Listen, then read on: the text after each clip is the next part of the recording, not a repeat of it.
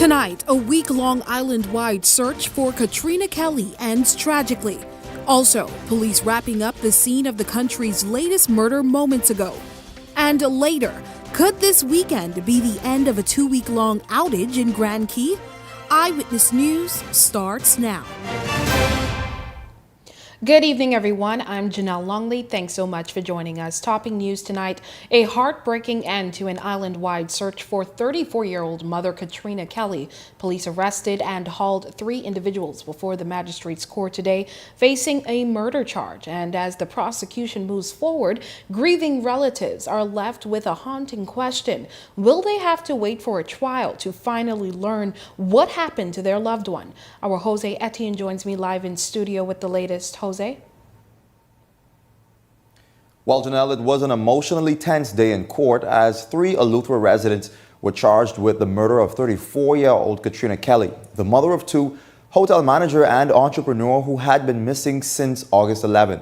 31-year-old Rico Hepburn, 34-year-old Denzel Delancey, and 43-year-old Jaquita Cash stood before Acting Chief Magistrate Ancella Evans today, bringing a dramatic turn in a case that had triggered a frantic search across Eleuthera. I sat in court today as the 3 were arraigned, and the emotion among Kelly's relatives was clear. Some cried, others sat silent as the murder charge was read. And even before the arraignment began, tensions were high. One man was rebuked after shaking hands with one of the accused in an apparent show of support. The 3 are charged with Kelly's murder on Tuesday and causing damage to her 2013 Nissan Cube valued at $7,000. But Janelle, there is one major question hanging over this case tonight. Police have not publicly confirmed the recovery of Kelly's body. That has raised questions about how prosecutors can bring a murder charge without that recovery. Legally, however, the absence of a body does not automatically prevent a murder prosecution. The issue is whether prosecutors can present sufficient evidence, or as legal experts say, circumstantial evidence to establish that a death occurred and that a crime was committed. And that question was already being challenged in court today. Attorney Benjamin McKinney, who represents all 3 accused, rose and argued that there was no evidence of murder, directly challenging the basis of the charges against his clients. But Evans made it clear that the magistrate's court was not the forum to determine that argument and that it would have to be dealt with in the Supreme Court. That exchange now sets up what could become a central issue in this case. What evidence does the prosecution have? Surveillance footage circulating on social media purportedly shows Kelly's Nissan Cube being driven with a white van following closely behind. However, authorities have not confirmed the authenticity of that footage or whether it forms part of the prosecution's case. Police have also released very few details surrounding the circumstances of Kelly's alleged murder, leaving major questions tonight about what investigators believe happened to her and, even more critically, where she is. Now, today's arraignment also caught reporters by surprise. Police had not notified the media of the development despite repeated requests for updates in the case. Nonetheless, the 3 accused were not required to enter a plea and were remanded to the Bahamas Department of Correctional Services. They returned to court on February 4th for the presentation of a voluntary bill of indictment.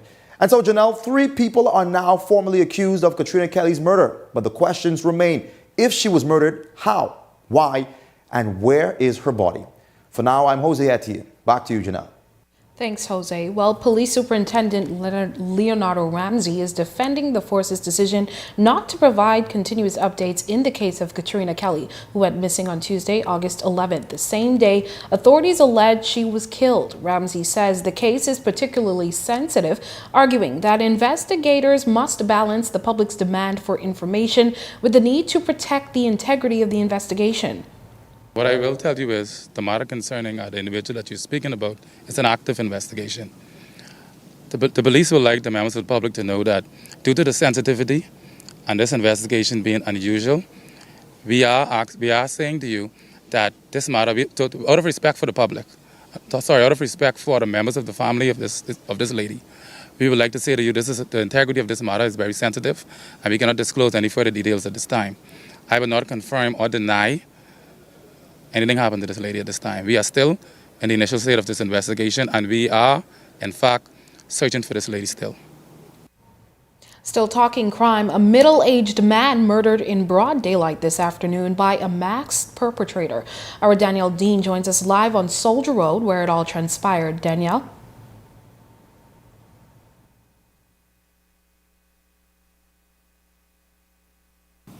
That's right, Janelle. I'm here on the scene of the country's latest murder, number 49, according to Eyewitness News records. Now, I'm going to ask my cameraman to zoom in just behind me to my right, where you can see a pile of sand where the victim's body lay just until a few moments ago before it was removed by officials. But what we can tell you at this time, after speaking with police officials, is that the 50-something-year-old adult male was in the area at a residence here on Soldier Road, just off Blue Hill Road, when occupants in a white Japanese vehicle came through the corner and opened fire. Now, while other details in this investigation are limited at this time, here's what else police officials had to say on the matter. Good evening, members of the press, and good evening, Bahamas. Shortly before 4 p.m. this afternoon, our police control room received a report of a male who was shot here in the area of Soley Road and Blue Hill Road. In response, officers assigned to Operation Black Scorpion, along with officers from the East Street South Police Station, responded here to the scene, where they met a male in the street suffering from what appeared to be gunshot injuries to his back area. Emergency medical personnel, responded here to the scene, where they examined this ancient male and confirmed that he showed no signs of life. What we can tell you so far is that this deceased, was at an apartment complex on Soley Road when the occupants of a white Japanese make model vehicle pulled up. Occupants exited that vehicle, one of them clad with a black cloth wrapped around his facial area, and discharged weapons in the direction of the deceased, fatally wounding him. We are appealing to members of this community and business owners who may have seen something to please come forward and provide us with that information. Can you give the age of the victim? The victim is in his early 50s. Confirm, you said there were how many perpetrators suspected in this incident? There were two. And now, is the victim known to police? I cannot speak to that at this time. Now, again, according to Eyewitness News records, this marks murder number 49 for the year. Murder number 48 being reported just earlier today when 3 suspects were hauled before the courts for the murder of 34-year-old Eleuthera resident Katrina Kelly, that being 2 men and 1 woman hauled before the courts today on those murder charges. Now, we know that Katrina Kelly had been missing since August 11th, but reported missing by her family members on August 14th, and the search for her remained fruitless up until today when the news of that arraignment came. But for right now, police officials are saying that they are continuing investigations into both of those murders, number 48 and 49. But I'm going to send it back to you at the desk, Janelle. All right, thanks, Danielle. Well, still talking news from police, a scare at sea in Bimini ended with 5 men safely back on shore after they were reported missing following a fishing trip Thursday. Police say shortly after 11 p.m. on Thursday, a woman reported that her brother and 4 other men had left Porgy Bay around 11:30 that morning aboard a white twin-engine vessel. The men failed to return, sparking concerns for their whereabouts. But around 8 a.m. on Friday, volunteers from Bimini located all 5 men near Isaacs, roughly 5 to 6 nautical miles north of Bimini. The men were reportedly stranded after the vessel ran out of fuel. They were safely brought back to Bimini and are all reported to be in good health. Well, a 48-year-old Cuban national died aboard an inbound flight from London Thursday following a reported medical emergency. According to police, the man became unresponsive during the flight, prompting a response from emergency medical personnel upon the aircraft's arrival. Paramedics continued resuscitation efforts, but the passenger showed no signs of life and was pronounced dead. Police say foul play is not currently suspected. An autopsy will be conducted to determine the exact cause of death as the investigation continues. Well, operations at Lynden Pindling International Airport's U.S. departure terminal were thrown into chaos for about an hour today after reports of a gas leak triggered a frantic response and sent thousands of travelers and airport workers into a scramble. Ticketing desks were temporarily shut down as a fire truck rushed to the scene, leaving passengers facing major disruption. Details surrounding the reported leak remain unclear. While at the airport, Eyewitness News captured scenes of large crowds stalled at entryways, waiting for the all clear before ticketing desks finally reopened. The disruption is also expected to have had a knock-on effect on flight operations, with delays likely stemming from the temporary shutdown. Now, we attempted to get clarity on what exactly happened from aviation officials, but those attempts were unsuccessful up to news time. And Eyewitness News turned to social media, posing the question, what should be the top priority when airport emergencies cause major disruptions? 27% of participants voted faster communication with travelers. 66% voted quicker emergency response and clearance. 4% voted better systems to prevent flight delays. 3% voted more support for stranded passengers. Be sure to vote on our polls posted daily on our Facebook page. Well, just 3 months after expressing confidence in Free National Movement leader Michael Pintard, former Prime Minister Hubert Ingraham appears to have lost confidence in his ability to deliver the party a victory. Our Linton Ritchie Jr. has the details in this report. He has Brave and his party on the run for their lives. A change of heart or second thoughts? That's the question after former Prime Minister Hubert Ingraham appeared to backpedal on his support for FNM leader Michael Pintard following 2 by-election defeats and the party's loss at the 2026 general election polls. Your job is to find who could win for you, whoever it is. During the 34th anniversary celebration of the FNM's 1992 general election victory, Ingraham took a trip down memory lane, reflecting on the party's losses, emphasizing that from his view, those losses simply proved the electorate did not believe in the leadership of the FNM. Since Michael Pintard took the FNM helm, the party has struggled to win back the public's confidence. That record includes 2 by-election defeats, first in West Grand Bahama and Bimini in 2023 when FNM candidate Ricardo Grant lost to the PLP's Kingsley Smith, and again in Golden Isles 2 years later when Brian Brown was defeated by the PLP's Darren Pickstock. Then came the 2026 general election where the PLP secured 33 seats to the FNM's 8, a devastating result for the opposition.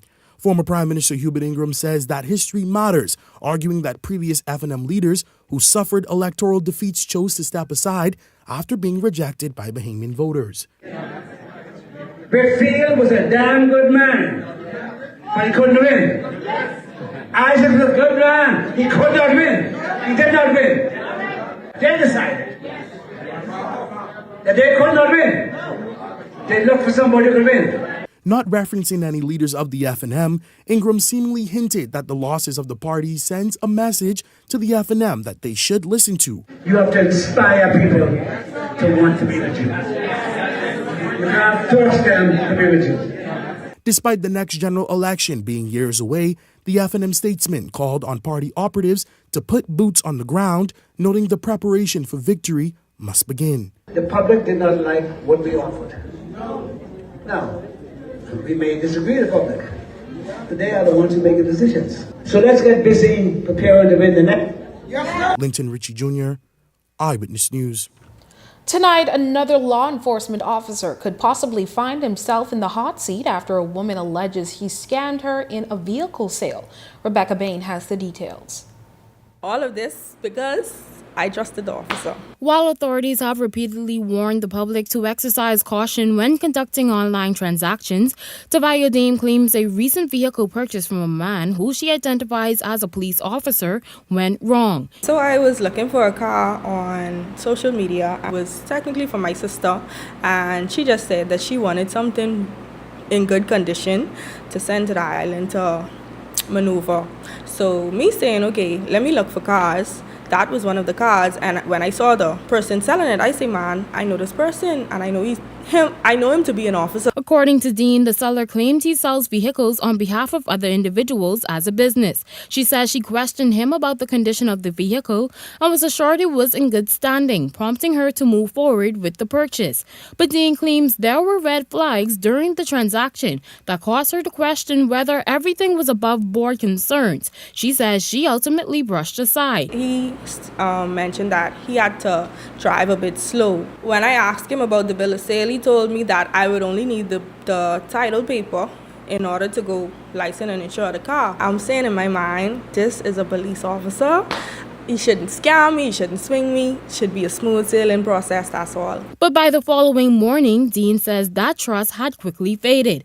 When I was about to carry the car to the boat, I heard the knocking sound. I messaged him right away. I said, hey, I hear a knocking sound. He thought it was funny. He started saying, oh, I'm looking for a sticker to send you. Even when I went to the boat and I dropped the car there, the persons at the boat called me back and said, hey, this car ain't even switching, the ignition ain't even switching. So my sister checked with the mechanic in Bimini. Apparently the whole engine already came out the car. Apparently, the car is leaking oil. Dean later took her concerns to social media, where she claimed she was contacted by a mechanic who said he had previously worked on the vehicle. According to Dean, the mechanic alleged that the vehicle may have previously belonged to someone known to the man who sold it to her. Dean further claims the seller has since been dismissive of her concerns. She is now calling for the matter to be investigated and says she wants the law to take its course. You don't always have bad officers out there. You have some good, you have some bad. As for the bad ones who feel like they are above the law, I feel like the commissioner of police, she should definitely look into those officers because it making the whole force look terrible at this point. Eyewitness News reached out to authorities seeking comments on Dean's allegations but had not received a response up to news time. Rebecca Bain, Eyewitness News. In news from the courts, a 35-year-old Bahamas police force officer is facing a charge of exposing a child to grievous harm following the death of a 10-month-old baby. Paul Thompson appeared in court after the infant was pronounced dead at Princess Margaret Hospital on August 14th. The court heard that the baby had reportedly fallen from a car seat while the driver was attempting to avoid a collision. After returning home, the infant allegedly became distressed while breastfeeding, prompting the child's mother and her boyfriend to rush the baby to the hospital. Despite medical attention, the 10-month-old was later pronounced dead. Thompson, who is represented by Dr. K. Melvin Monroe, pled not guilty to the charge. He was granted bail at $9,500 with 1 or 2 sureties. The matter was adjourned to November 9th and 10th, 2026. 7 Haitian nationals, 5 men and 2 women, were convicted of overstaying in the Bahamas today. The group appeared before Assistant Chief Magistrate Cara Turnquas DeVoe in Magistrates Court Number 2. The convictions follow similar proceedings on August 19th when 7 Haitian nationals and 1 Dominican man appeared before Assistant Chief Magistrate Shaka Seville in Magistrates Court Number 4. 6 of them, Haitian nationals and the Dominican man, were convicted of overstaying, while another Haitian national was convicted of illegal landing. All of the defendants pled guilty. The individuals received fines ranging from $150 to $3,000, along with custodial sentences ranging from 1 month to 1 year at the Bahamas Department of Correctional Services. Following payment of their fines or completion of their sentences, all of the individuals will be turned over to the Department of Immigration for deportation. Well, in other news, the country's power crisis continues to draw concern from the political opposition, this time with attention turning to downtown Nassau, one of the busiest commercial hubs in the capital. Killarney Member of Parliament Michaela Barnett Ellis says she has personally witnessed the impact of recent outages, claiming businesses in the area are losing money as they struggle to operate without a reliable power supply. Barnett Ellis says the continued disruptions are having a real impact on the country's economy and those working in the downtown area. It's so frustrating to watch our commercial and tourism center being adversely impacted by the ongoing crisis with our electricity supply. Yesterday, businesses downtown were once again without electricity, with retailers understandably expressing their frustration.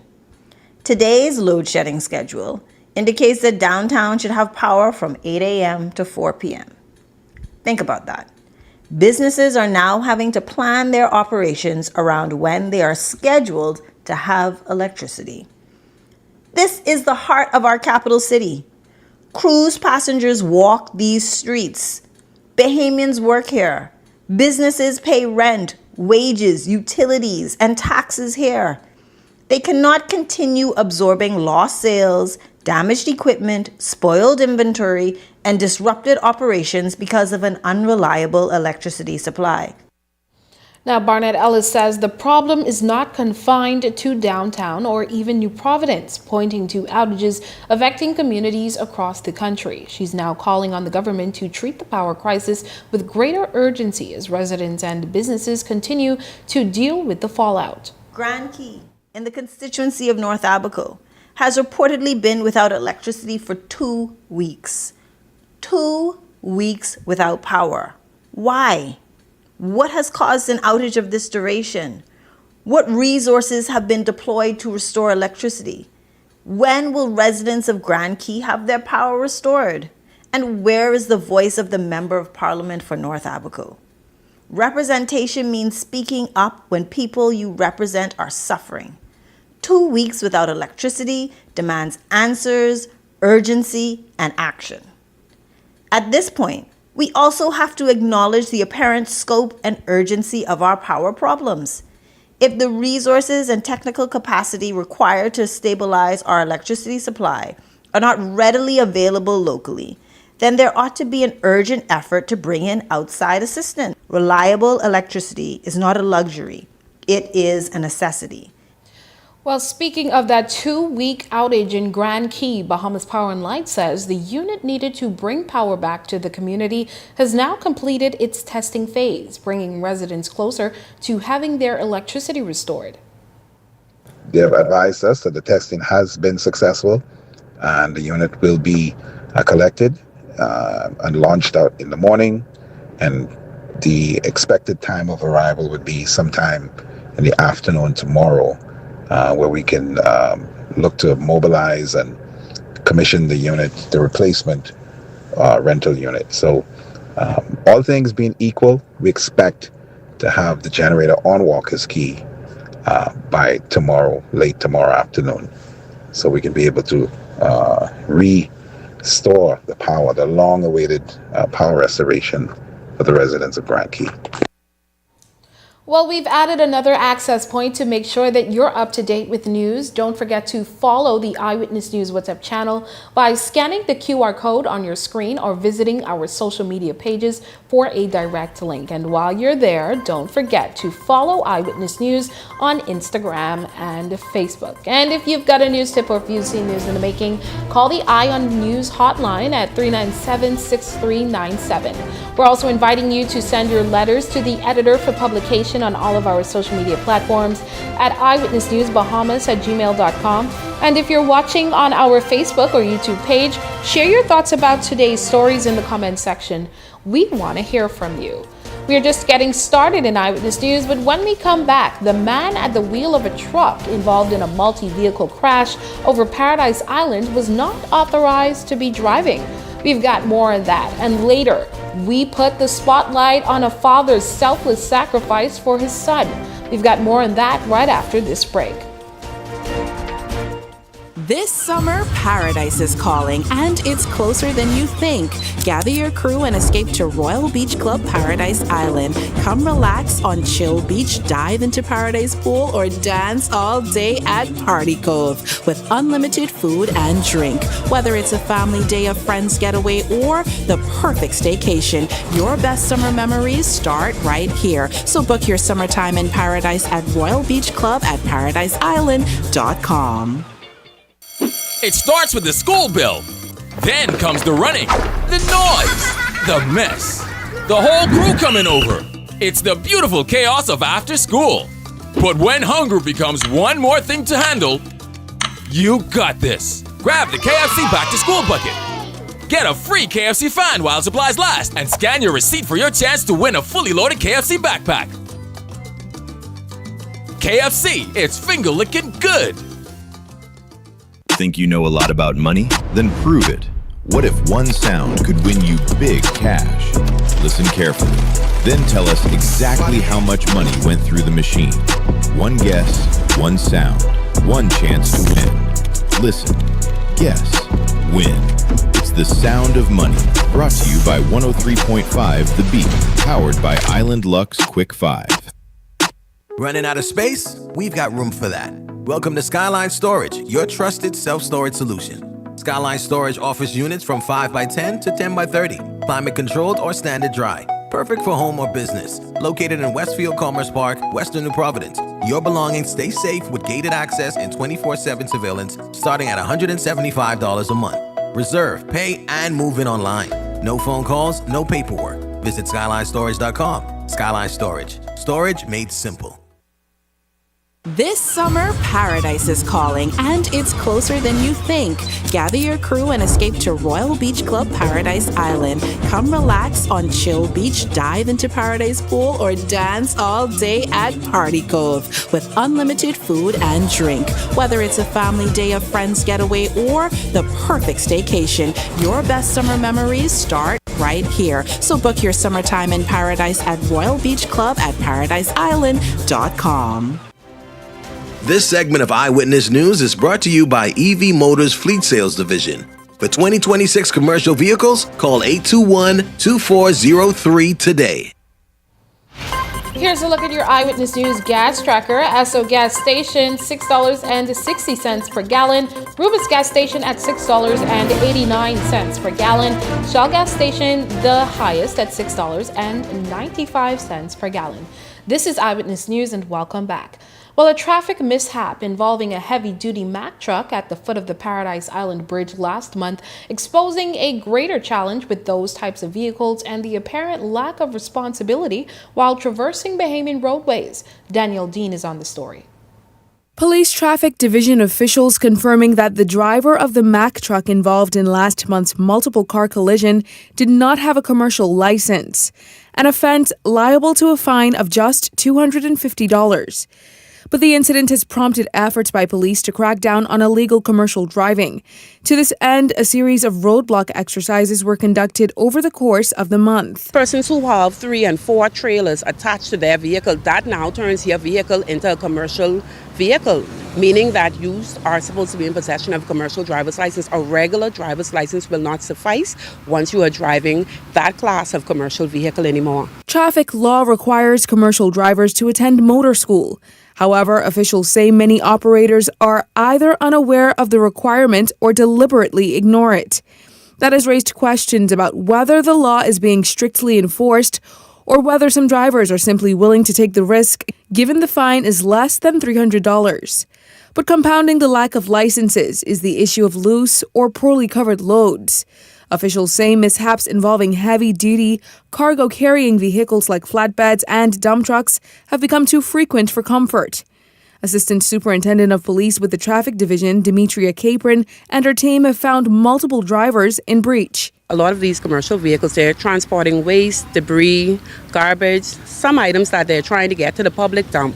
But what the law says about this is that they're supposed to be fastened to the vehicle and they're supposed to be covered, and that's to avoid any shifting on it, any debris falling off. Capron says these trucks carrying heavy loads don't quite understand the dangers they pose to the wider community and the motoring public when they don't adhere to the protocols put in place. With the big dump trucks and the Mack trucks that are carrying sand, fill, P-rock, when these things fall off the vehicle, the vehicles that are behind them, there's damage to their vehicle, there's property damage, there are injuries that occur, and so that is a citation. That's a $75 citation, but what we want to admonish our commercial vehicles to cover your loads. That's an unsecure load, and that is supposed to be covered by law. Police say efforts will continue throughout the month as authorities aim to make streets safer and drivers more accountable. Danielle Dean, Eyewitness News.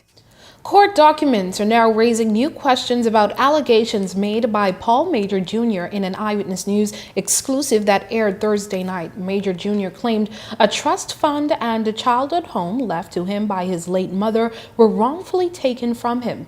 But tonight, the family at the center of the dispute is pushing back, producing court records they say tell a very different story. An attorney representing the family says the documents show Major Jr.'s father, Paul Major Sr., was was appointed by the Supreme Court as trustee for his then minor son, and that the trust money was paid to him in that capacity.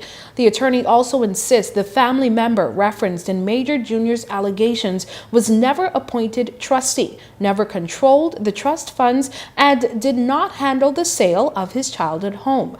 The family also provided documents indicating Major Jr. later sued his father and obtained a judgment against him.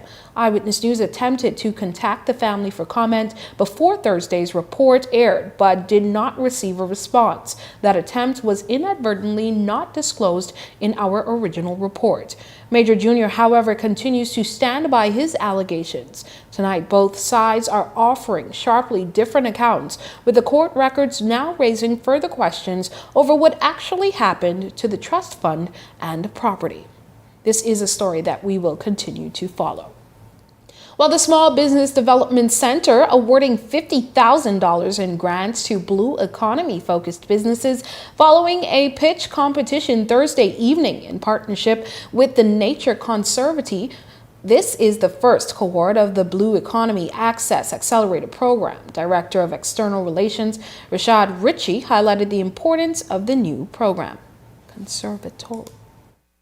We cannot build businesses that do not protect the same resource that caused those businesses to exist and to thrive. And so it is very important that we help businesses develop concepts that actually preserve our oceans and preserve our natural resources. Actually, just celebrated back in May over $100 million in funding and access to funding to small businesses. And so we see where small businesses are supporting revenue, is also supporting employment. And so we have actually mastered several industries and sectors.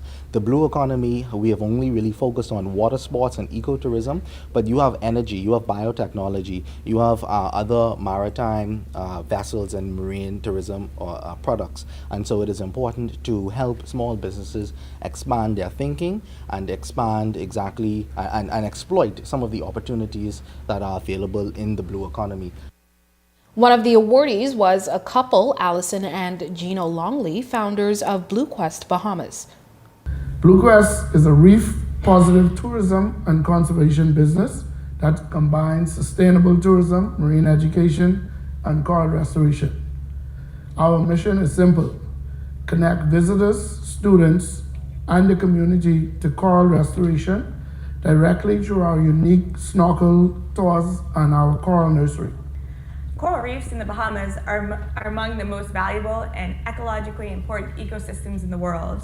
The problem? Coral reefs are facing extinction due to human impacts, stony coral tissue loss disease, and the climate crisis.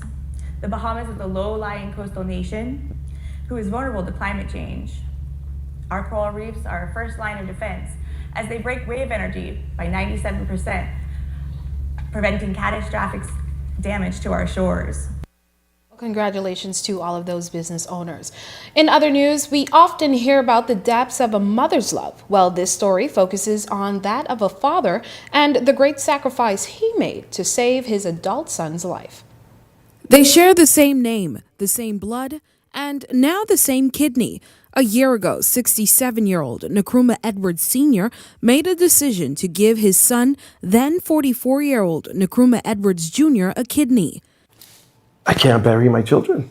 But the journey to today started long before the successful kidney transplant. Edwards Jr.'s kidney began failing in 2010 following the escalation of undiagnosed high blood pressure.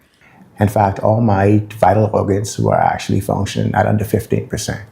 Through prayer and the help of his parents, the next few years were manageable. But in late 2021, his energy began to decline at a rapid rate, and the simplest of functions became harder to complete. I actually couldn't even sit down and watch a 22-minute cartoon episode with my son. This became concerning for his wife, who gathered the family to discuss next steps. On April 1st, 2022, he was officially placed on dialysis and started treatment within a week. And hope ignited for a possible transplant. And then in 2024, he had a near-death experience. I had such toxins in my blood and levels of infections that things were growing on my spine. I could not move. I was wheelchair bound. It took over an hour to get him out of the bed into the wheelchair. If you had touched him like that, that was excruciating pain. But 3 months later, he cheated death and shocked even his doctors, who thought the road to recovery would take much longer. Then in 2025, he was approached to be a participant of an inaugural program at the Princess Margaret Hospital for the first ever kidney transplant harvested and implanted at PMH. And again, through that process, he cheated death and far surpassed doctors' recovery estimation. And even directly after surgery, like I was able to walk around in the ICU. As simple as that was, like people don't understand, like the nurses had to slow me down. But this nearly 2-decade battle, the father and son did not overcome alone. They both had their wives by their side and their church families, Life Worship Center and Evangelistic Temple, holding their hand to the very end. But if it's one thing that stuck with Edwards and his namesake through it all, it would be this. The moment I forget, it would be ungratefulness to God. The moment it just become, oh, your son all right now. May I never be lack that much integrity before God to stop praising him. Janelle Longley, Eyewitness News. Well, coming up in Eyewitness News, we're still celebrating our academic high rollers. That's coming up, but first, here's a check on tonight's weather forecast.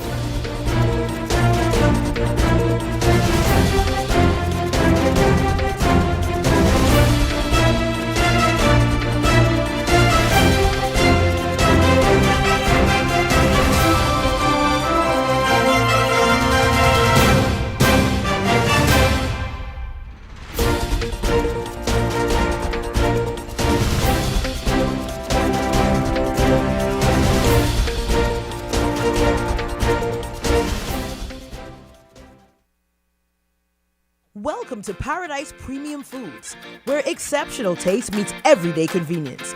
Right in the heart of Hurricane Hole Plaza, whether you're planning a beachside brunch, an intimate dinner, or simply restocking your favorites, we offer only the finest selection of local and imported goods, handpicked for quality, freshness, and flavor.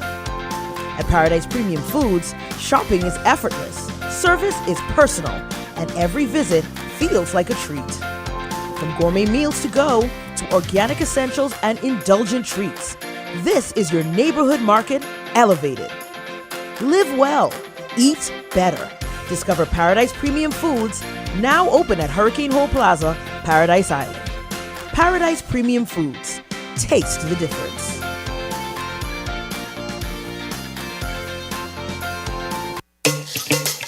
Wealth should not only belong to a select few. At Investar, we believe the door should be open to everyone. We provide options for planning a better future. Everybody get up. Our investment funds are designed to assist you in reaching your long-term financial goals.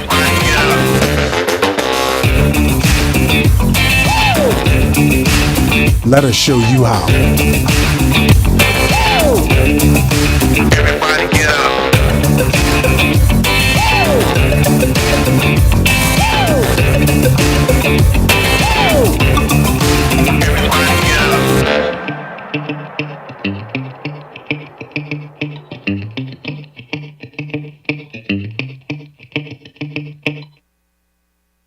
Edenwell has expanded their testing menu. We now offer blood work, drug screening, and so much more. Our hours of operation are Monday to Friday, 7 a.m. to 5 p.m., and Saturday, 8 a.m. to 1 p.m., located on 11 Madera Street. We are here for all of your laboratory needs, with fast and reliable lab work done by our friendly and knowledgeable staff. Let us help you take the needed steps to stay in the know about your health. Let's keep working towards a healthier you. Stay Eden well.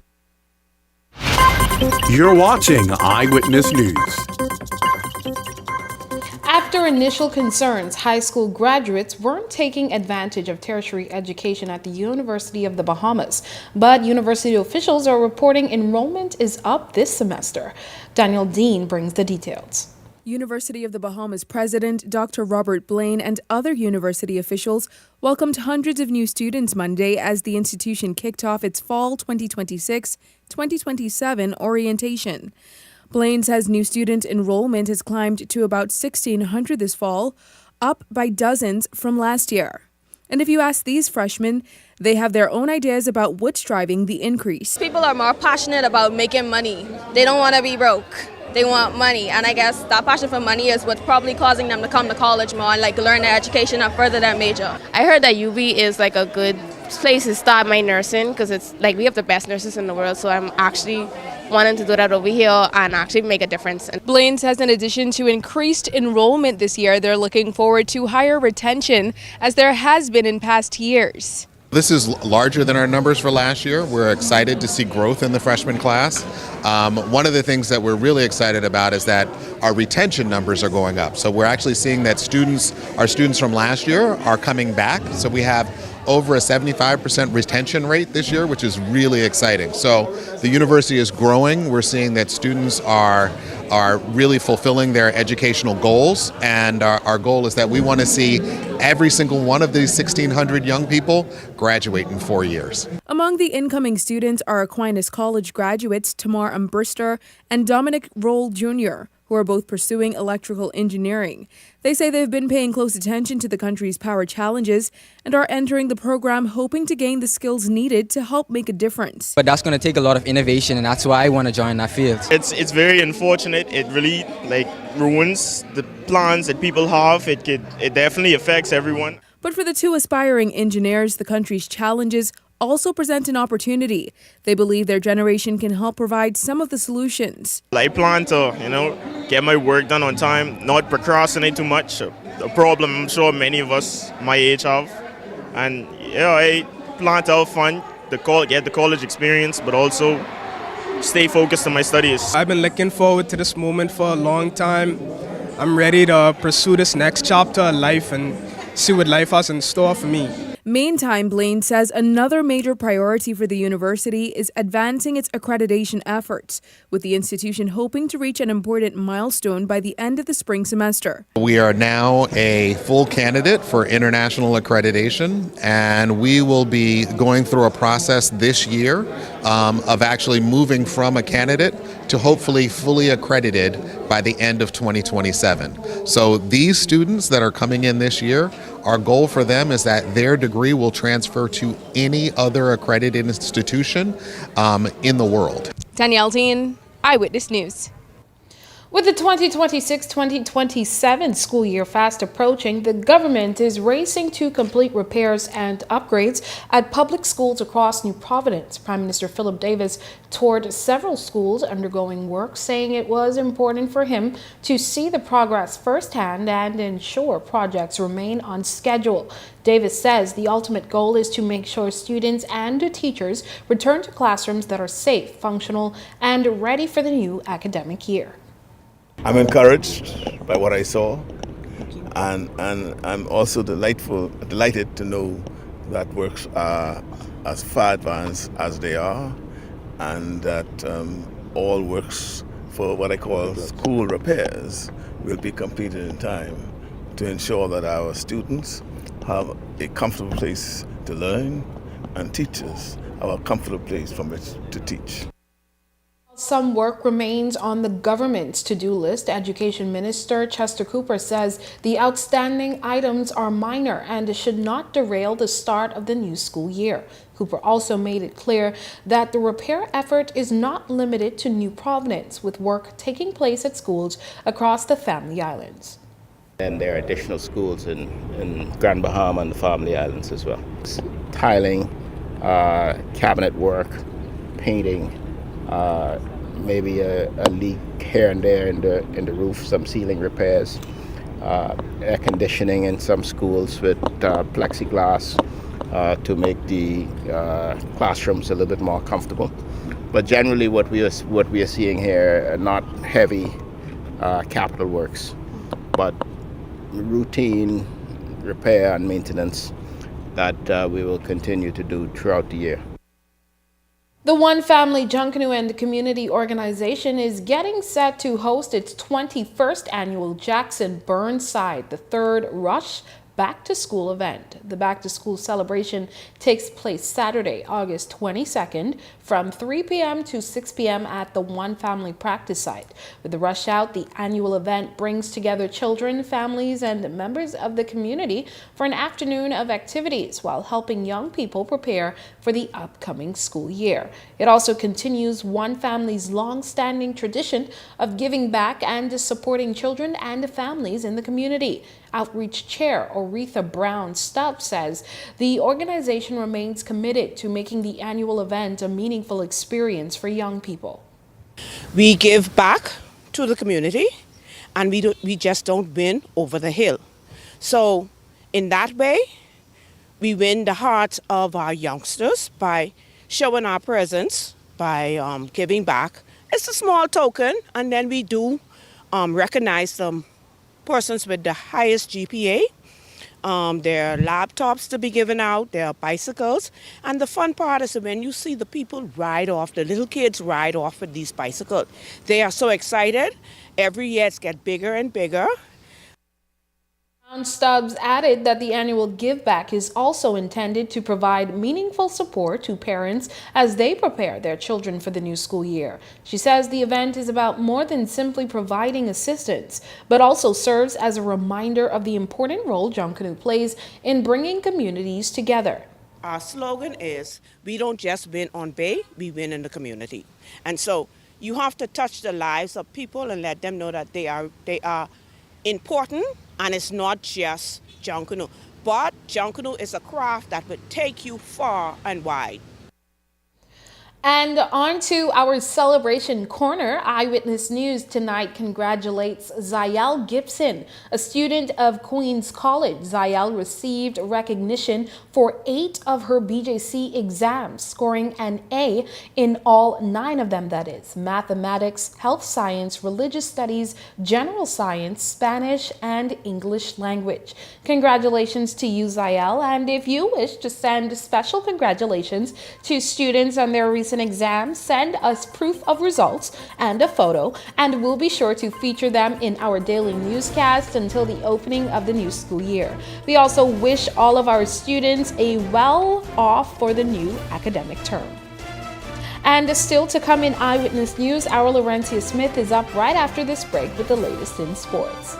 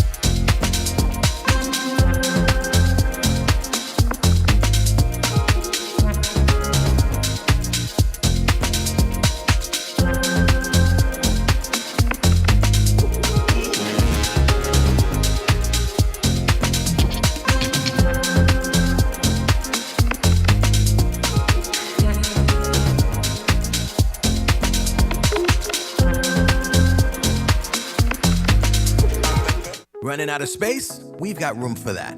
Welcome to Skyline Storage, your trusted self-storage solution. Skyline Storage offers units from 5x10 to 10x30, climate controlled or standard dry. Perfect for home or business. Located in Westfield Commerce Park, Western New Providence. Your belongings stay safe with gated access and 24/7 surveillance starting at $175 a month. Reserve, pay, and move in online. No phone calls, no paperwork. Visit SkylineStorage.com. Skyline Storage. Storage made simple. Welcome to Paradise Premium Foods, where exceptional taste meets everyday convenience. Right in the heart of Hurricane Hole Plaza, whether you're planning a beachside brunch, an intimate dinner, or simply restocking your favorites, we offer only the finest selection of local and imported goods, handpicked for quality, freshness, and flavor.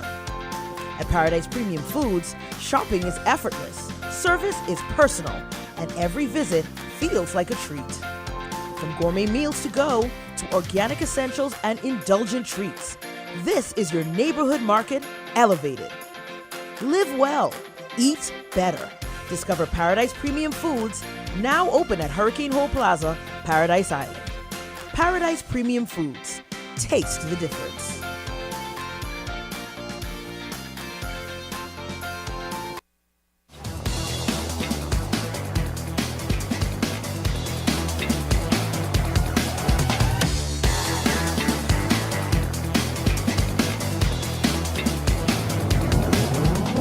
Eyewitness Sports is brought to you by 103.5 The Beat.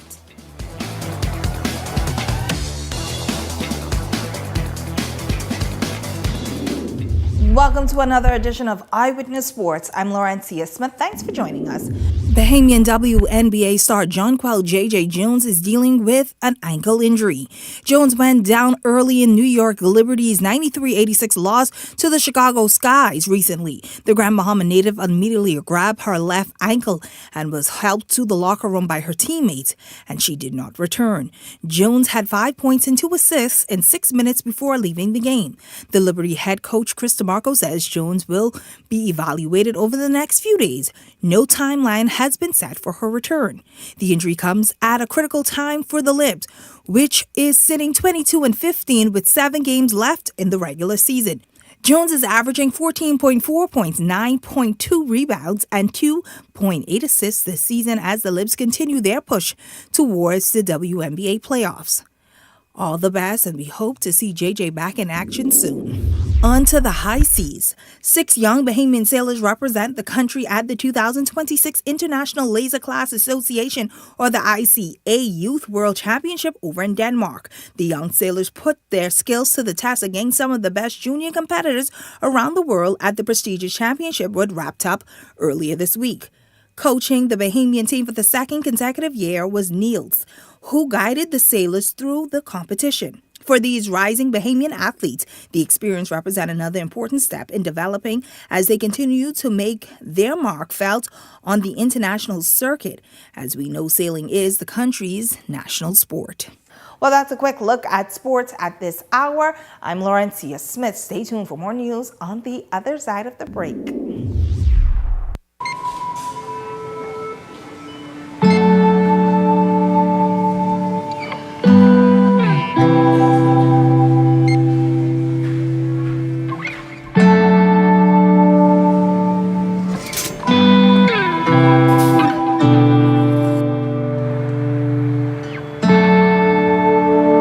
We all know there are ways we can help.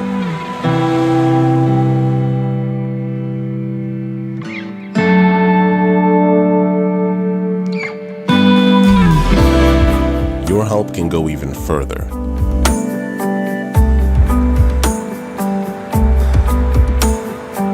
Be an everyday superhero.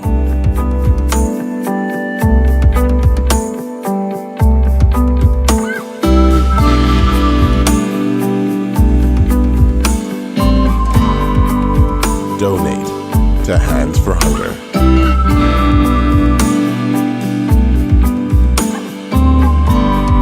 Edenwell has expanded their testing menu. We now offer blood work, drug screening, and so much more. Our hours of operation are Monday to Friday, 7 a.m. to 5 p.m., and Saturday, 8 a.m. to 1 p.m., located on 11 Madera Street. We are here for all of your laboratory needs, with fast and reliable lab work done by our friendly and knowledgeable staff. Let us help you take the needed steps to stay in the know about your health. Let's keep working towards a healthier you. Stay Eden well.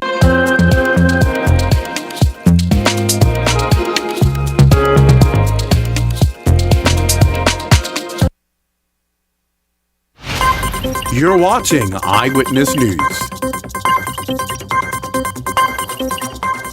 Eye on the Nation is pleased to announce that the first 5 contestants to fill the host vacancy begin on Monday. Tune into the show beginning at 4 p.m. daily and participating in voting for your pick for show host. First contender Nathan Johnson on Monday. Tuesday, Brian Ramming. Wednesday, Jay Philippe.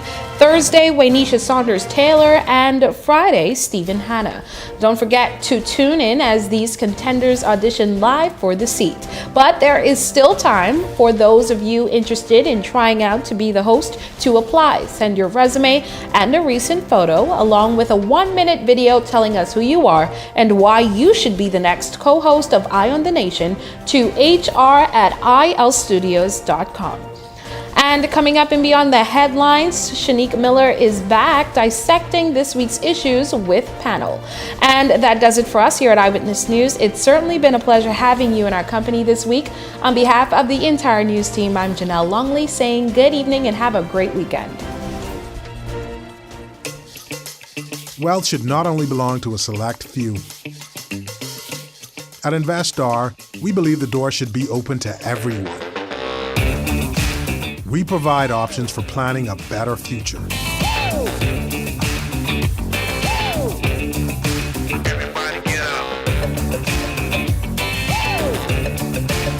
Our investment funds are designed to assist you in reaching your long-term financial goals.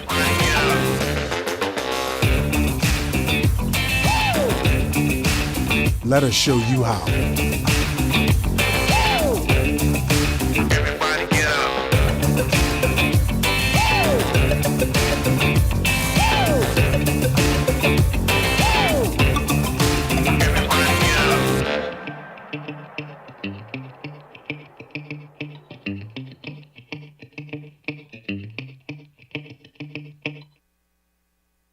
Think you know a lot about money? Then prove it. What if one sound could win you big cash? Listen carefully. Then tell us exactly how much money went through the machine. One guess, one sound, one chance to win. Listen, guess, win. It's the sound of money. Brought to you by 103.5 The Beat. Powered by Island Lux Quick 5. So you want a space. But not just any space. You need something with a little more potential. So how about 1,000 square feet of room to play with? Superb audio and video production capability, digital LED wall, full lighting grid, and about 124 seats to accommodate a full studio audience with so many other features. Make us your home for your next concert, conference, and so much more. Honestly, the possibilities are endless. Here at ILTV Studios, we'd love to bring your next event to life. So what do you say? Do you want our space?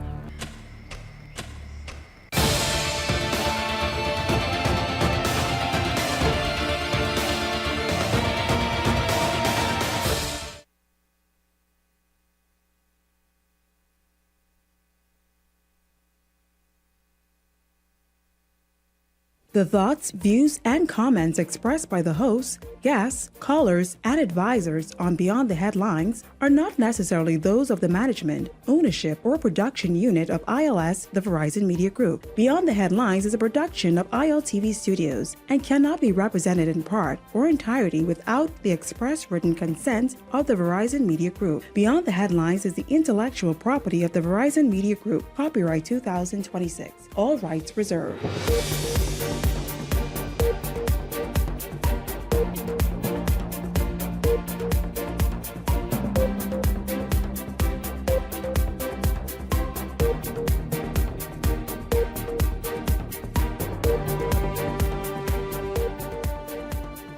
Coming up tonight, BPL's power crisis just got even worse. Now ZNS is off the air, well, for most of the day. Downtown businesses are shutting their doors because Bay Street was in darkness yesterday. And in Grand Key, residents are saying enough is enough. Also tonight, former Prime Minister and leader of the FNM, Hubert Ingram, tells FNMs, find a leader who can win an election. What do you think Papa is saying? And who is he eyeing, perhaps? This is Beyond the Headlines, Week in Review Fridays. Good evening, I'm Shanique Miller. It's great to have you along this evening. The Broadcasting Corporation of the Bahamas off air today after the generator The thoughts, that's views, been running for some 48 hours or so began smoking, causing the corporation's executives to make the decision to evacuate the building. Now, ZNS posted this afternoon an explanation of what's happening exactly at the corporation, and here's an excerpt about some of what they had to say. The Broadcasting Corporation is presently off air due to a technical issue following an incident at our facility this morning. Due to prolonged power outages in the area, the corporation has been operating on generation power for more than 48 hours. Although commercial power was restored last evening, an additional outage this morning made an additional strain. Shortly thereafter, fumes were detected inside the building, prompting the immediate evacuation of all staff. Our preliminary assessment indicates that the generator overheated, resulting in a pipe bursting and the release of fumes. Fire services were called, and as a result of course, you imagine an investigation happened. It picks up here. Unfortunately, this incident has impacted our ability to provide service to the public, and the ZNS network is currently off air. Now, that was this afternoon that this was released. But, it really is just a lot. It is a lot that's happening with BPL. BPL started the week in the news. A national address was delivered by the Prime Minister to the nation on the state of BPL, where BPL finds itself in its attempt to continue with this energy reform, and also the unprecedented power outages marked by extreme heat that's been happening all summer long. I'm going to jump in right there. Before we get to what happened yesterday and even some portions of today in downtown and surrounding areas, including ZNS, as you all heard. But I'm going to jump in right there and bring in the Hot Topics panel just for a quick sort of, response and reaction to just how extensive the power outage is and the issues at BPL. It's now so widespread. I mean, whether it's in the middle of town, southern New Providence, and western New Providence that's been hit hard with the power outages, the other family islands, Houston, we have a problem. Good evening, Bahamas. Thank you, Shanique. Obviously, this is getting too normal. It's a real problem. This almost sounds like on the brinks of collapse. It's become a part of everyday conversation here in our country. Everywhere you go, every business, every area you go into, the conversation is the power, the conversation is the energy system.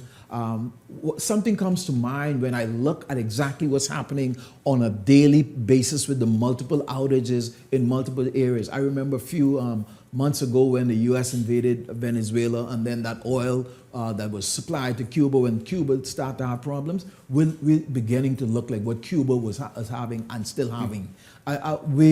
Something has collapsed. This whole thing that has been set up, the government need to relook at this. Somebody is not capable. Somebody doesn't have the qualifications. All of this Bahama grid company with this transmission and distribution, something ain't working. What all you say, we heard the national address, we heard what you're doing and planning to do. At this stage, something straight up isn't working. Yeah, good evening, Shanique. Good evening, colleagues. Good evening, Bahamas. It's very sad that this is becoming the new normal for real. Like Ellington said, I heard that Garden Hills was off. I heard about the ZNS thing today. I saw some notices in the group that I'm in. Rock Sound and the southern area of Eleuthera was off. We know about Grand Key. I mean, it's just everywhere. It's an apocalypse. And I've said that over and over again. It is an Armageddon that's going on with this electricity thing. And I'll reiterate again, people are getting paid. People have these big titles.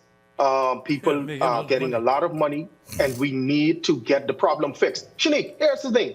Go to Spanish Wells. From I was a little kid, I understood that Spanish Wells was on its own grid, had its own electricity company, right? They never have problems. I understand that if Spanish Wells goes off for 10 seconds, everybody runs outside because they think something, some global catastrophe has happened. Go to Spanish Wells. Instead of spending all this big money, on overtime, go down there and talk to the Spanish Wells folks and ask them why they are able to keep Spanish Wells on all the time and so successfully, because we are having a serious problem in the Bahamas. There's no excuse, and we need to get it fixed and keep it fixed. You know, for the last 20, 30 years, Spanish Well has been running on time. Our team visited that many times when we were in the chair. And it was always an outstanding plant where they service all the equipment on time. They don't allow things to get to the end of this line and try to kill you with overtime. I think it's disgraceful what has happened to the country today as a whole.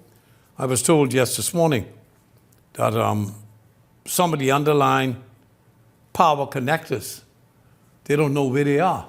For example, it wasn't until the Rodney Bain building was demolished a few weeks ago that they found that one of the main conduits to Bay Street was under there.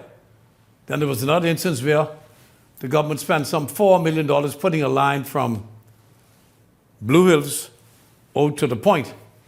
Cost $4 million and could have been serviced right from that area. And that has happened now consistently throughout New Providence. Same thing happens with lines running from Clifton to come uptown. They can't find the lines. So they don't know where some of the substations, they don't know where the hell it is. You know, I don't think we need to appreciate that. You may say what you like about Pike, and Pike has been sold now to another company. Still has the name, but the persons who were running it sold as soon as they signed that contract with the government. They was in such a good financial position, they sold out.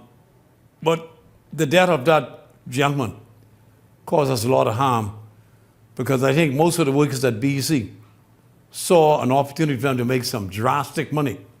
And if you could see, that's exactly what they did.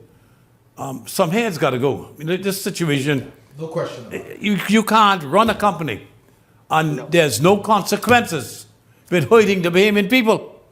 They got to go. And those responsible for signing off on that overtime got to face the punishment associated with it. I don't care who it is, starting from the top to the bottom. The minister's not responsible for day-to-day running of BEC.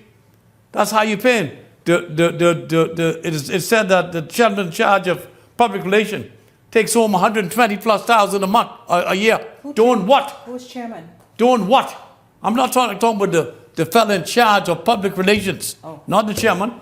Take this excess salary, these exorbitant but do we need and incapable people. But Leslie, got to be rid of. Leslie, I know you have an issue with BPL salaries. I'm saying though, BPL is an operation, a corporation or a company that makes money daily. It makes money. It makes a lot of money. And if these are highly skilled, if these are highly skilled, they owe $500 million, but they still making that. They making that money. So I don't understand why it's not being paid off. They make it and give it back to the fellas. Exactly. They're paying people monthly hefty salaries and overtime and the rest of that. I'm saying if the executives at BPL are making good, healthy salaries, that's fine. Do the work. Get the work done. We need to hear from the chairman. We need to hear from the CEO. We need to hear from the chief operations officer. You all come out and talk. You want to hear something so disgraceful? A lady called me yesterday. Her husband is my godfather, Miss Ferguson. Was crying. Said, Leslie, I'm here at the BEC counter. My light bill for last month must be $2,060. See, I got it from my daughters. They gave us $1,000 to go pay the bill.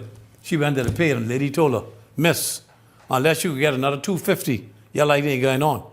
So I said, let me speak to her. Of course, she refused to speak to me. So and someone else who I hired there, Walker, came to the phone and said, Mr. Miller, this is me. I say, Walker, long time, man. I say, could you please help this woman? Say, be happy to. Just showed you the meanness of them. They believe they own it. Now, here's a lady whose bill is $2,000. She got $1,000 to pay. And you tell her if you ain't got a $250, you will stay off. That's the mentality. That's what we was facing when we were there. That's why we had to get rid of many of them. And this is a corporation that's providing owned by the Bahamian people. I can see there's providing. I can see there's providing these good services. That woman is 84 years old. No. 84 years old. It's unacceptable. And the point is, I don't want to talk to Mr. Miller. I want to know who it is. We want to hear from Christina Alston, Tony Pratt, and Christy. What is Christy's name? What is Christy's name? Anybody could think of Christy's name as I go to this next story. Call it. When will it end? That's what we want to ask you all. The same three people I talk about. When will it end?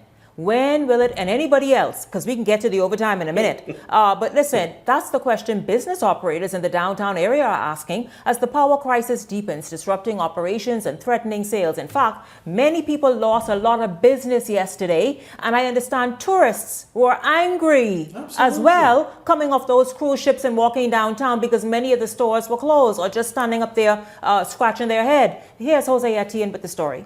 All the hard orders. That's Christian Crowton with choice words for the prolonged power outage that has crippled parts of downtown. Diabolical. It's ridiculous.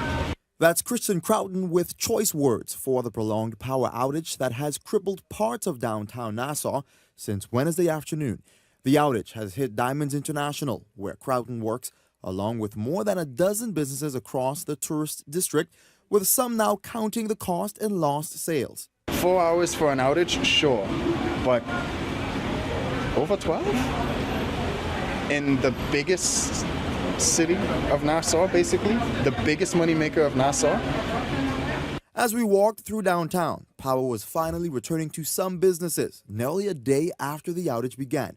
Others weren't so lucky. It's too frequent.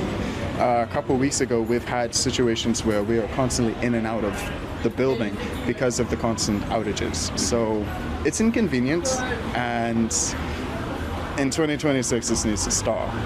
Several remained without electricity and were forced to rely on generators just to keep their doors open. But after hours of continuous use, even those backup systems were being pushed to their limits. Crocs was among the stores closed, while the owner of a neighboring business told Eyewitness News he too was preparing to close because of the outage. Others tried to tough it out. We found workers finding themselves inside hot stores while trying to serve customers and keep business moving. It's hot. That's the biggest issue right now. And the problem appeared far more widespread than we saw downtown last week.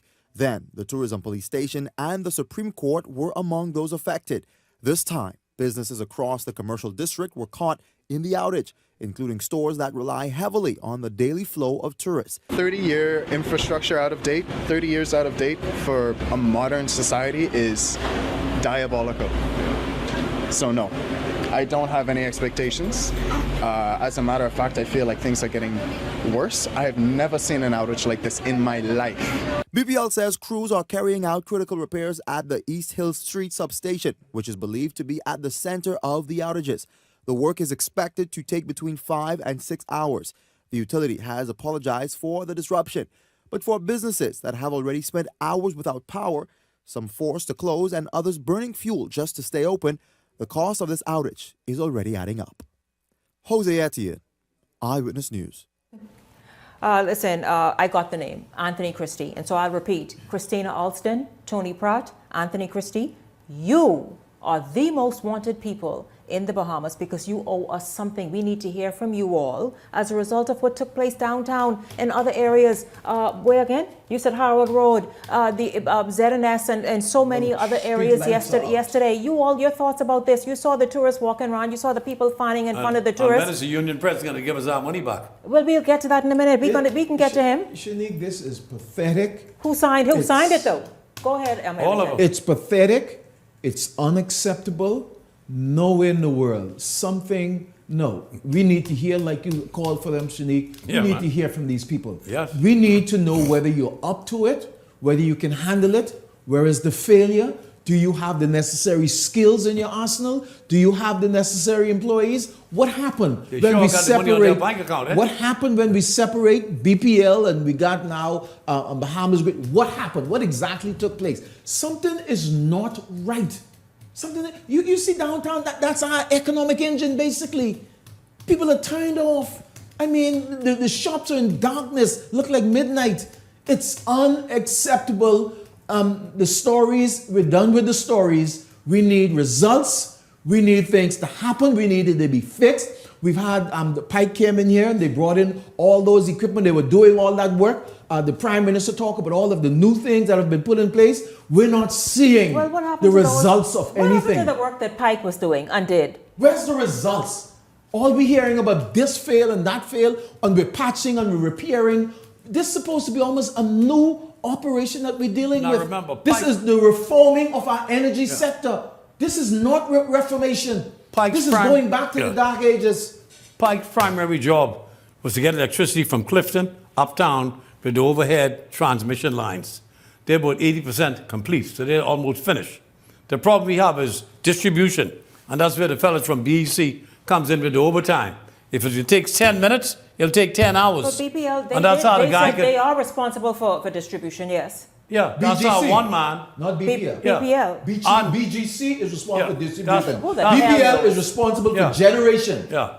The Bahamas Grid Company is responsible for distribution. Okay, so is Getting it to the Bahamas houses. Grid Company Bahamas doing? Grid Company. Are they generating? That's a little fat That's guy why I who complaining. question. Say go on the beach. But the little Shanika, fat you African remember, American give me a go to Liberty second. City. You remember that the president of the union said on this show that the Bahamas Grid Company does not have employees with the skills, and they occasionally And I have to believe him. use BPL employees. And he said and that's where a lot of the overtime comes And he in. said he get $8 million a month. And exactly. Shanique, look behind me, Shanique. This is what the Bahamas is. Right now. Right now. What it is? What the little brother I was wondering what's going on. dolly house. That's a dolly house. See the dolly house behind me? The dolly house behind me is what the gentleman in the story described a couple of minutes ago when he said it's diabolical that 30-year infrastructure is still being used. We are operating, and it pains me to say this. We look like this dolly house So right that's here how we- behind that's me. how we do it. No, Shanique. Pocket, yes, Listen, and Shanique. Mario's. See, Don't talk. this is the thing. Shanique, we have our prime minister came out the other day, right? I want the government of the Bahamas to succeed. The prime minister came out, took over the baton from the minister, and said he's responsible. Okay, we need the prime minister watch this thing unfold for the last couple of weeks, and we need more than what the prime minister gave us in the national speech the other night. We need more. We have BPL, we have BGC. What we can have next? BGCSE? That's how it sounds to me, because that's what I thought they were talking about.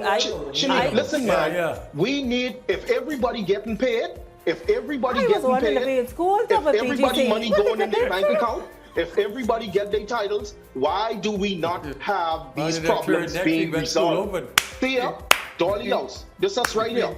Listen to me.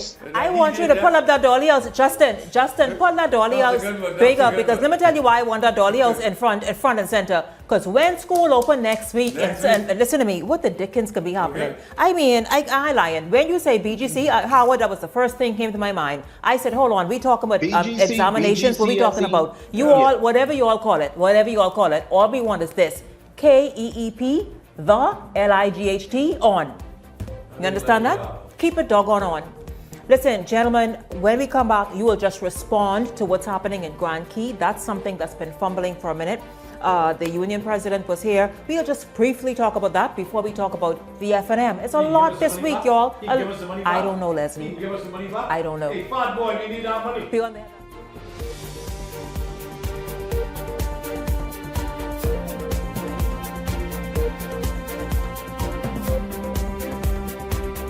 Hey, it's your boy Charlie Bahama here at Superwash, Superwash's newest spokesmodel. And I'm here to tell you about Superwash's large capacity washers and dryers for all your big loads. I know I see that Charlie Banana coming here just now. Uh-oh. Luckily, it's also big enough for me to hide it. I thought he was right over here where these large capacity washer and dryers is. They're big enough now to handle your big loads, you know. Yeah, like your comfort on your blanket. But just look at us. Somebody forget to turn on the dryer. Oh, stop!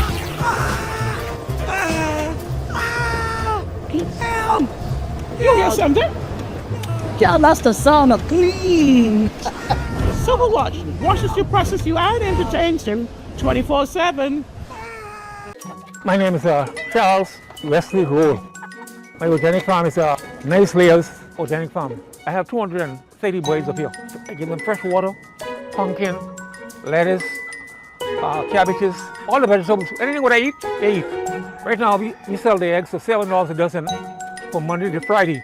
On Saturdays, you can get 4 dozen eggs for $21.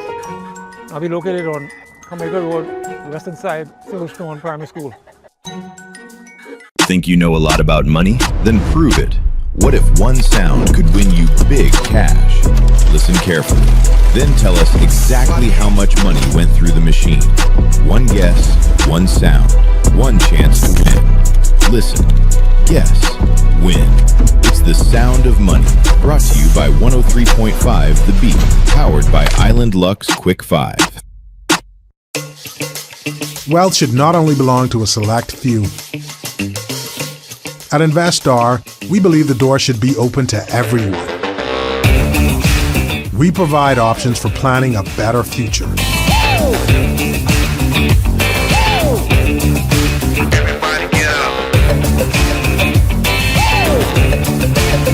Our investment funds are designed to assist you in reaching your long-term financial goals.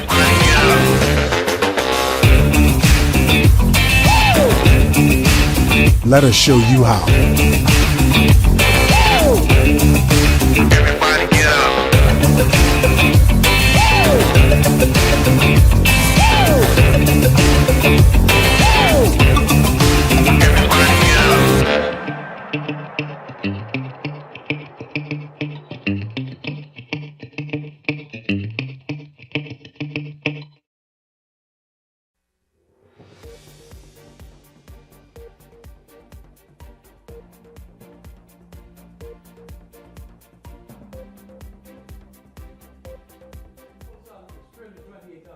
Welcome back to Beyond the Headlines. We're still on BPL. We can't let it go, y'all. It truly is the most vexing issue this whole summer, maybe even before the summer, but certainly more pronounced in the last few months. BPL's Line Staff Union President Kyle Wilson appeared here on Beyond the Headlines on Tuesday evening. The issue there, the hefty overtime pay that only now we know it's a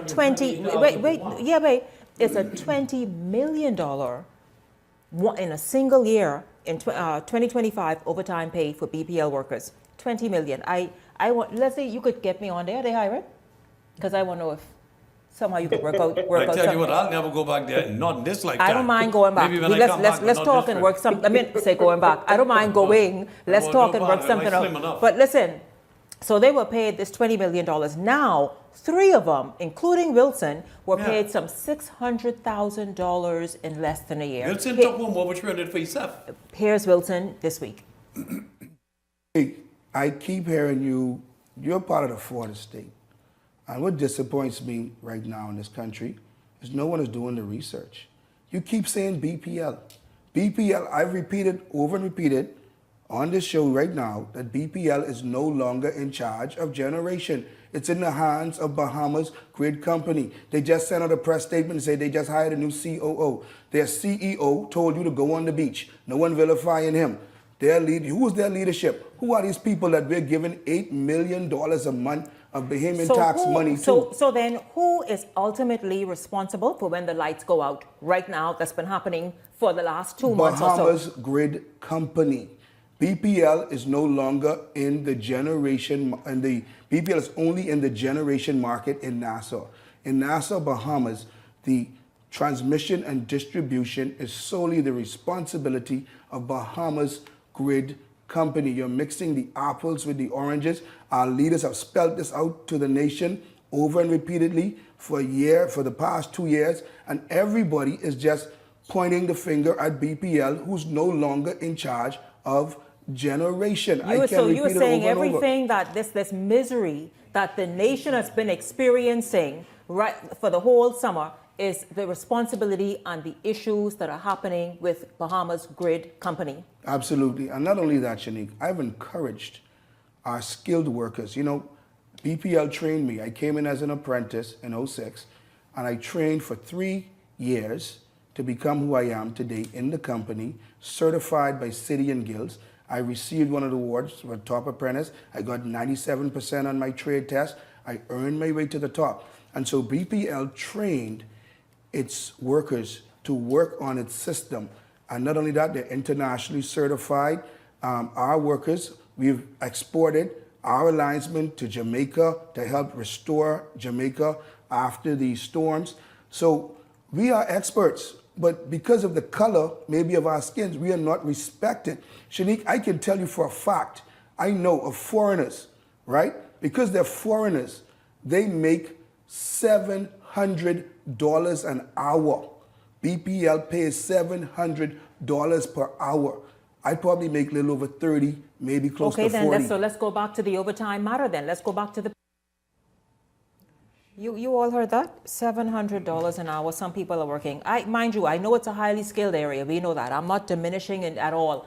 If you make $1,000 an hour, Bahamian or foreigner, again, what the vexing thing is, we are paying and dishing out all that money. And here it is. Downtown, Harrow Road, East, West, South, other islands around this nation continue. Grand Key, we didn't even get there. Grand Key's been in the dock since for over 2 weeks now, yes? Absolutely. Over 2 weeks. It is vexing. You all, what your thoughts are about what the union president had to say? Jumping out. Shanique, let me go first. Yeah, Shanique, here's the thing, right? Like I said earlier in the week, Kyle Wilson did not sign off on his own overtime, and he didn't put the money in his bank account. However, Mr. Wilson, that doesn't absolve you or BPL from responsibility. Here's why. If you still making exorbitant amounts of overtime, you have work to do, okay? And if you don't have work to do, then they need to send you over to the BGC then, okay? Exactly. So you could do some work over there. Or don't pay the overtime. So everybody who is getting paid, sir, and everybody who has a working title with a job description under it has something to do. I am so sick and tired of everybody concerned with this electricity crisis, passing the buck and absolving their own selves of responsibility and holding everyone accountable. Let everybody not get paid until this gets fixed. Let everyone not get paid. Cabinet minister, prime minister, technical specialist, linesman, let chairman of the board, chairman of BP, let everybody not get paid. See, y'all want to get paid. Y'all are responsible for taking care of your families and getting paid. But y'all don't want to be responsible for decreasing the misery and sufferation index of Bahamians. That is a problem. Shanique, the kind of money that I'm hearing going around is just crazy, $700 an hour. I mean, just for us, we paying that kind of money to be in darkness. We don't have to pay that. The Almighty God give us a whole, 12 hours of darkness every day. So we don't have to be paying all that money for darkness. But my thing is, and again, Howard, I hear you, but I cannot put this on the leader of the union, who's also a highly skilled person. Don't forget now. Hold on, don't forget now this whole contract. I followed this contract from when it was initially being put together. BPL employees was offered to transfer to Bahamas Grid. And they refused to go. They refused to go because Bahamas Grid could not guarantee them certain conditions of their present working contract. Overtime. Whatever it is, they did not go. The question remains today, does Bahamas Grid have the skill set within its employees that can handle the work that they're supposed to be doing? Is Bahamas Grid still having to come and get BPL employees? Surely not, though. Surely not, because then Bahamas Grid is supposed to be one of these extremely highly skilled, prepared, but they don't have the employees. Prepared entities who came in to help with this energy reform. They were reform. trying to get BPL employees to come over. They did not. So do they have these employees? Right now, for these overtime, is because they're using some of BPL employees. And so the question is, with the kind of money that Bahamas Grid is being paid, are they delivering? Are they delivering for the Bahamian people? How much, Leslie? It appears that this rests solely with transmission and distribution. I don't think, in my opinion, that Bahamas Grid is delivering what they have signed on to the Bahamas government for. You know, this is a hell of a situation we find ourselves in, you know. I know we used to have minor problems compared to what is going on now. Between 212 and 217.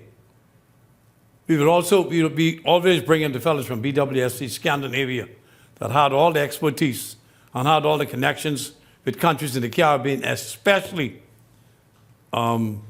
Barbados and our neighbor here to the south. I don't understand how they can bring in a foreigner here at $700 an hour. It appears to me that these two small companies that they put together was put together for one reason, to put the load on BEC to produce the power. Fine. Then they had no expertise with delivering the power, and they didn't want to upgrade the transmission line to put it on them, so they sent it back to BPL. And then they used some of BPL senior staff who knows what they're doing to get it right. But what I don't understand, we had a lot of people retire from BEC. Must be about at least 100, maybe 150. Why didn't they go and get these people? Because the guy who now supposedly responsible for distribution and transmission, one of those companies claims that we should go on the beach, and he's a little himself. You should stay on the beach. Must he ought to He said that for real? Like go to damn Liberty City? He said He it. said that? He was serious. This is Anthony Christie? He said, no, not Christie, the foreign guy. This little Bahamian, We had a must be from foreigner- Liberty City. We had a foreigner Yo, tell yeah, us go I on say the a beach. foreigner, a little I blame said us. we should go on the beach. I blame because us. it'd be cool at night. I blame us. That's how Tripoli took it. Now, what Virginia But this Florida power man, like? I was on vacation. I even hear Huh? when the person said that. You lucky. He should have been shut down the minute he uttered such foolishness. We did that. That we must. But he laughed. Oh, he back in the Bahamas. He back in the US. Yeah. He's the man running things. We is a joke. As Okay. I said, is it Anthony Christie? Who is it? No, Christie was in charge of fuel when we were there. That was Christie's job. Fuel maintenance was Christie's job. Dario something. I can't Dario remember something. the last name. Order The first Liberty name is City. Dario, Okay. see why, listen, you're Go to way Liberty City. back out of the Bahamas because you are happy to be making your Send high that dude and back to handsome Overlock. six figures. Don't play around. Send him back to Don't Overlock. go on the beach. Why don't you go on the Get beach? it for you. Let me finish You this go- comment. you go- CYBH, carry your big head. That's what Shanique That's what I meant to say. meant. That's what I meant. Yeah, absolutely. I like you. Oh, Anything I like. CYBH. I like you. Yeah. Carry your big Carry your big head. Listen, you all. Listen, Go back to Liberty City. Say, no, you gotta be talking some real stupidness. Go on the beach. Go on the beach for what? Go on the Go beach. on the beach for what? That's an insult, sir. Stay out. And then how we get working the here? beach ain't getting paid. Y'all getting paid. The beach isn't getting paid. Yeah. No, Y'all getting paid. you're getting paid and doing foolishness, and you flipping living high on the hog and talking about go on the beach Yeah, that's what he said. to be Go on the cool. beach. No, They'd be cooler that night. Be happy I was on Electricity vacation. on the And beach, please resurrect that story, Justin, if you all could find that. Let's put him back out there. Let's Yeah, he flesh him. said that. Let's flesh him out. He was serious too. No, I'm sure he was serious. Well, then we should have shut him right down. Former Prime Minister Hubert Ingram says the FNM must find a person within the organization who can inspire the electorate to get them to believe his or her message, to make them feel inspired and hopeful, and also support that leader to be elected as the next government of the Bahamas. Here's Mr. Ingram at an FNM legacy event this week. Simply stated, the public did not like what we offered. Now, we may disagree with the public, but they are the ones who make the decisions. They don't like what we offered. So let's get busy preparing to win the next.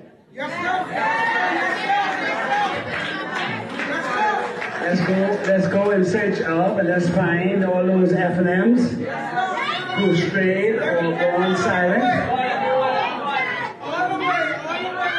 Bring them who scattered to different places and unite for us to win. Bring back their children and their grandchildren and bring others, new people into the party. Except one day, you have to inspire people to want to be with you. You can't force them to be with you. Whitfield was a damn good man, but he couldn't win. Isaac was a good man, he could not win. He did not win. And they decided themselves, that they could not win. They looked for somebody who could win. Your job is to find who could win for you. Whoever it is. Listen, you all, it's always exciting to hear. And you know what, Mr. Ingram, thanks. We needed a you right now to just distract us from all this BPL madness. Talk again. Why don't you talk again tonight so we could Monday look at it again? But listen, you all, what's happening? What is Mr. Ingram saying? Because you have a Michael Pintard in the seat, Michael Pintard, who is a leader of the Free National Movement, went into the last general election, continues to be vocal. He talked about BPL just this week. He sent out a video that was a prepared package, put it out there for the public. So he's speaking on stuff. He's active, but I don't know if Mr. Ingram feeling Pintard. Nobody listens to him. That's the problem. And Mr. Ingram knows that. Who would not listen to Pintard except Pintard? Please, go ahead, gents. Yeah, Shanique, I'll start this one off again, I guess. So let me say this first and foremost. I respect former Prime Minister Ingram. And when the people of Central and South Lutra back in 2010, 2011 told him that an unknown graduate student over in Florida they wanted to bring back home and be their candidate in the 2012 election, he accepted that, and he was almost single-handedly responsible for the birth of my political career. And I must give him kudos for that and being a great prime minister. As of late, though, Prime Minister Ingram has really been interfering in some political spaces where I think he should be a statesman now. Wow. Here's the issue, Shanique. He started off saying we, and then he ended up saying you. So he helped in that election. He is partially responsible for the loss that Mr. Pintard faced, but now he is putting Pintard out there and saying, y'all gotta get rid of him. Okay? So that's exactly what is happening here. So Howard, as we go to the break, and we'll pick up right after the break, gentlemen, Howard seems to be saying, Leslie and Ellington, that Mr. Ingram, how you could kick Pintard now under the bus when you were in the driver's seat all this time. All of them was there. Don't absolve Everybody is yourself. responsible for this loss. Well, everybody. There's not just Pintard. Now, Pintard is the leader, so we have to accept responsibility. But don't throw rock and hide your hand like everybody didn't have a role to play in the election loss of the Free National Movement. It's not just Pintard, but he is the leader. So should Pintard remain the leader, Howard, as we go to the break for real? Well, the convention has to prove whether or not he is worthy to stay, but it was a significant loss. It was a significant loss. And you got to ask yourself, who is there to replace him? Who is going to replace him and give them a chance in 2031? Leslie and Ellington will have the answer to that right after the break. Stay close.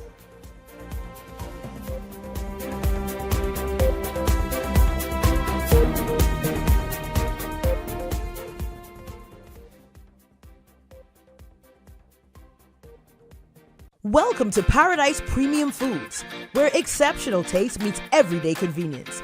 Right in the heart of Hurricane Hole Plaza, whether you're planning a beachside brunch, an intimate dinner, or simply restocking your favorites, we offer only the finest selection of local and imported goods, handpicked for quality, freshness, and flavor. At Paradise Premium Foods, shopping is effortless, service is personal, and every visit feels like a treat. From gourmet meals to go to organic essentials and indulgent treats, this is your neighborhood market elevated. Live well, eat better. Discover Paradise Premium Foods, now open at Hurricane Hole Plaza, Paradise Island. Paradise Premium Foods, taste the difference. Running out of space? We've got room for that. Welcome to Skyline Storage, your trusted self-storage solution. Skyline Storage offers units from 5x10 to 10x30, climate-controlled or standard dry. Perfect for home or business. Located in Westfield Commerce Park, Western New Providence. Your belongings stay safe with gated access and 24/7 surveillance starting at $175 a month. Reserve, pay, and move in online. No phone calls, no paperwork. Visit SkylineStorage.com. Skyline Storage. Storage made simple.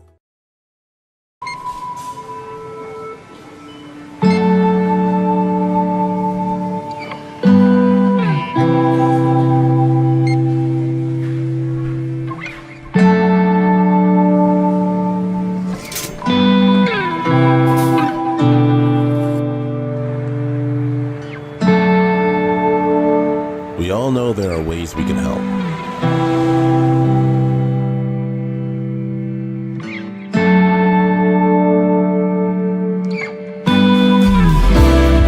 Your help can go even further.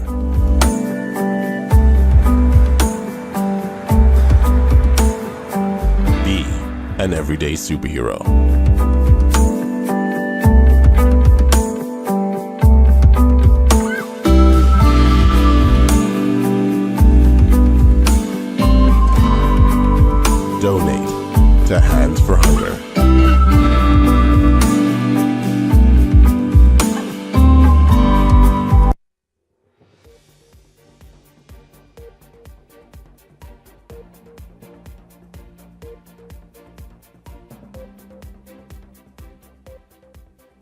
Welcome back to Beyond the Headlines. It's great to have you all tuned in. It is Week in Review Fridays, and man, are we reviewing a lot. Speaking of, we just before the break looked at former Prime Minister Hubert Ingram speaking to FNMs, telling them, listen, hold up, man, guys, let's come back now. It's been several months. The election already happened. The Bahamian people said, nope, rejected you all, but it ain't over. Let's find someone who can give that good message, image, somebody who can resonate with people and bring everybody back, even those who've left the party, and go on to victory. Leslie and Ellington Howard said, Mr. Ingram, you trying to like kind of just throw it out on them when you were responsible for the loss. But let's talk about within the FNM right now. Michael Pintard is still leader. What is Mr. Ingram saying about a Pintard leadership moving forward, you think? Shanique, in my opinion, I would not take the comments of Mr. Hubert, former Prime Minister Hubert Ingram, as directly an attack on Michael Pintard.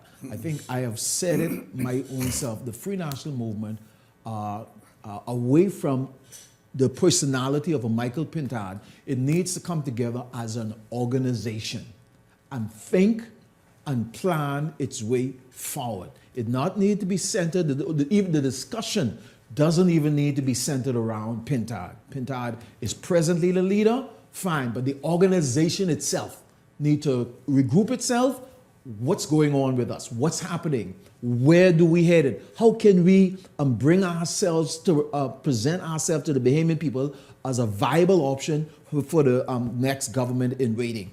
What Mr. Ingram said, I said a long time ago about those persons that were disenfranchised. I think those persons were discounted on the need for them and the effect of them.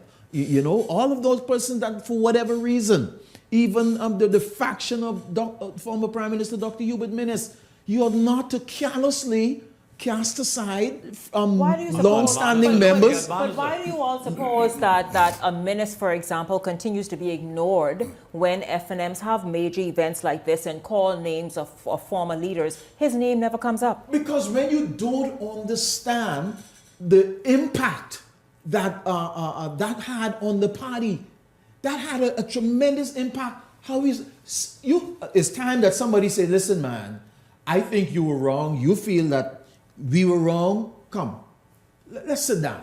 Let's try. You are FNM. We are FNMs. All those FNMs that went across this country campaigning against their own party. Where is the unification process that would bring all those persons together? Once those persons scattered, persons who are on the outside looking in gonna look at you and say, well, if that one who was so supportive of you, I'm going to look elsewhere. And that is exactly what is happening and what continues to happen within the Free National Movement. The organization needs to reorganize itself, put out a clarion call to all of its supporters. Let's rebuild. Let's prepare ourselves for the next general election. I think most FNMs still see Mr. Ingram as the titular head of the FNM. He was the one who brought them to victory in 92, 97, 2007. And I think his goal, his primary goal in this election cycle was to make sure that Dr. Minnis is where he is today, that he will not have any tangible, meaningful contribution to make to the Free National Movement. Now that that has been done, I don't think he's looking out for Pintard. I think he's just calling a spade a spade. Remember, we had successor Wallace Whitfield, God bless him. Someone was near and dear to me. He had the charisma, he had everything, but he didn't have the wherewithal to go up against a giant like the late, great Lyndon Finland. The same thing with the other leader that they had. Didn't have that personality to bring people around him. But I think what hurt the FNM more than anything else, I'm saying him alluded to, was the fact that the present leader was so vicious toward his own comrades in what he did to Minnis. Total destruction. But what hurt me more than anything is what he did to the deputy leader for no reason, and the Minister of Works. It was uncalled for. You know, the viciousness that he displayed to women people, it scared the voters, it scared the women. As Dave and I went door to door and talked to people, they feared him that if he was to come to lead the Prime Minister, he would have destroyed many lives in this country because of the viciousness that was embedded in him.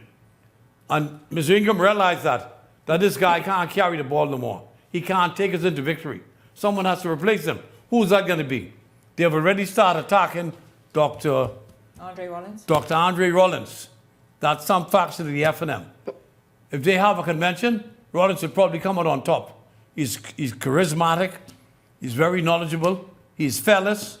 And, he have his own drawbacks. But in the F&M now, he is their future. Who else is going to step to the plate? See, leaders are brought into where they are by circumstances that forces them to either step to the plate, step now, or remain in the back. He stepped when he had to step. And that's what's going to happen. And I love to see the deputy leader, the same little lady who's like the board of me, to be his deputy. That's the tools that's going to take. The lady that you bothered? Well, I didn't bother. I just called her a little girl. I'm much older than I got a right, if you're young, to say you say. Yes.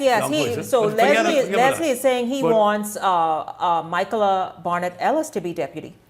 I'm telling you, no one in the F&M now has the charisma that is within Dr. Rollins to appeal to the public. Mind you, that's the F&M public. The difference between the F&M and the PLP has always been a margin of no more than 6%, But they didn't vote. Only 36% of people voted in the last election. So again, the F&M stayed home because of the viciousness of the current leader towards people who they cared for. Dr. Minnis was one of those persons. And other members of the party. Look what he did to his own deputy, Cartwright. Didn't even put Cartwright in the Senate. That hurt people. Why was he not in the Senate?